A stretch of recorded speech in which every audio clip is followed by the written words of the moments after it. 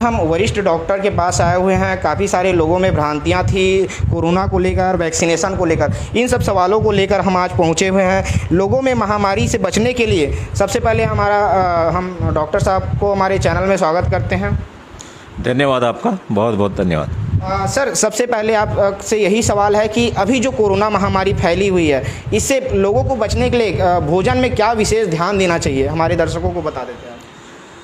जिस प्रकार से अभी कोरोना की महामारी, वैश्विक महामारी फैली हुई है, उसमें हमारे स्वास्थ्य को मेंटेन करने के लिए हाई प्रोटीन डाइट बहुत ज़रूरी है। हाई प्रोटीन डाइट और low carbohydrate. High protein diet अपन, यदि किसी को नॉन वेज है तो नॉन वेज ले सकते हैं, चिकन ले सकते हैं, अंडा खा सकते हैं, पनीर ले सकते हैं। जहाँ तक हो सके इस मौसम में नॉन वेज अवॉइड कीजिए। और जितने भी सोयाबीन है, दाल है, पल्सेस हैं, पनीर है, एग्स हैं, ये सब चीज़ें हैं जिससे अपने को प्रोटीन मिलेगा। और दूसरी क्या है, लो कार्बोहाइड्रेट, जैसे चिकनाई वाली जो भी चीज़ें हैं, जंक फूड हो गया, पेस्ट्री हो गया, इस प्रकार की चीज़ें हम से दूर रहें, अवॉइड करें। और बहुत सारी चीज़ें जिसमें विटामिन सी मिलती है, जिंक मिलती है, जैसे भी जितने भी साइट्रस फ्रूट्स हैं, और ऑरेंज हो गया है ना, इसी प्रकार की पपीता हो गया, इस प्रकार की चीज़ें अपन ले सकते हैं। दूध गरम एक कप दूध 3 बार 4 बार करके ले सकते हैं, तो उसमें भी हमको कैल्शियम मिलेगा और जिंक की मात्रा भी मिलेगी। तो विटामिन सी, जिंक और हाई प्रोटीन डाइट और लो कार्बोहाइड्रेट डाइट। पानी प्रचुर मात्रा में हमको लेना है, शरीर में पानी की कमी नहीं होनी चाहिए। गुर्दे के भी अच्छे फंक्शनिंग के लिए पानी की ज़रूरत है। तो ये सब स्वास्थ्य में हमको ध्यान रखना चाहिए, जिससे हमारा स्वास्थ्य बना रहे और संक्रमण की चपेट में ना आए। सर, कोरोना मरीज काफ़ी सारे हमारे पास सवाल किए थे वैक्सीनेशन को लेकर। यदि कोई कोरोना मरीज है जो कोरोना से ठीक हो चुका है, जो कोरोना से काफ़ी समय हो गए हैं, 2 से 3 सप्ताह हो गए हैं, तो उनको कोरोना जो मरीज हैं जिनको कोरोना हो चुकी है, वे वैक्सीन कब लगाएं, कितने समय के अंतराल में उन्हें वैक्सीनेशन करानी चाहिए? यदि कोई व्यक्ति कोरोना से संक्रमित हो चुका है तो उनको यह सलाह दी जाती है कि कोरोना से संक्रमण से ठीक होने के 6 से 8 हफ्ते के बाद वो टीकाकरण के लिए जा सकते हैं। सर, यदि कोई वैक्सीनेशन कराता है तो वैक्सीनेशन के पहले और वैक्सीनेशन के बाद में उन्हें क्या क्या सावधानियां बरतनी चाहिए? वैक्सीनेशन के पहले या वैक्सीनेशन के बाद में, वैक्सीनेशन के पहले किसी प्रकार की सावधानी की ज़रूरत नहीं है। आप शांत चित्त से जाइए, अच्छे मन से जाइए, टीकाकरण कराइए। 2 डोज लेना है और 2 डोज लेने के बाद आप बहुत कुछ अपने आप को सुरक्षित महसूस करेंगे। बहुत सारी इम्यूनिटी, एंटीबॉडी बॉडी के अंदर डेवलप हो जाती है, जो कोरोना संक्रमण से हमको बचाती है। और वैक्सीनेशन के बाद थोड़ी बहुत तकलीफ किसी को हो जाती है, किसी को नहीं भी होती है, तो उसके बारे में बहुत ज़्यादा घबराने की ज़रूरत नहीं है, भ्रांति फैलाने की ज़रूरत नहीं है, भ्रांतियों के बीच में आने की ज़रूरत नहीं है। सुरक्षित रहेंगे हम, और दोनों डोज टीकाकरण का हमको अच्छे मन से और सकारात्मक सोच के साथ लगाना चाहिए। सर, लोगों में कोरोना की जो नई स्ट्रीम है उसको लेकर काफ़ी सारे सवाल हैं। लोगों का कहना है और वायरल मैसेज में लगातार वायरल हो रहा है कि जो नई स्ट्रीम है वो हवा के माध्यम से फैल रही है। इस पर आपके क्या विचार है सर? कुछ वैज्ञानिक तथ्यों के द्वारा ये पता चला है कि इनका एयर ट्रांसमिशन होने के चांसेस हैं। और ये जो डबल वेरिएंट स्ट्रेन है, ये बहुत इनकी मारक क्षमता ज़्यादा है, बीमार करने की क्षमता ज़्यादा है। और बहुत सारे जो टीकाकरण अपन जांच करते हैं, जो कोरोना संक्रमण की जांच करते हैं, उससे भी ये बच निकलने की क्षमता है।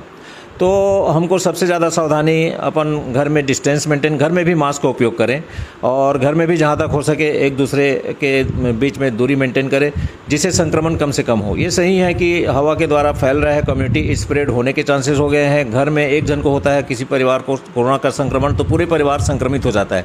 तो ये सभी चीज़ें हैं जो इंगित करती हैं कि ये जो डबल म्यूटेंट वेरिएंट है ये काफ़ी घातक है, और इनका फैलाव हवा के द्वारा भी होने के चांसेस है। तो उसी के अनुसार से हमको सावधानी रखना चाहिए। सर, नई स्ट्रीम जो हवा में फैल रही है उसके बाद काफ़ी सारे लोगों में सवाल है कि मास्क का कौन सा पहने।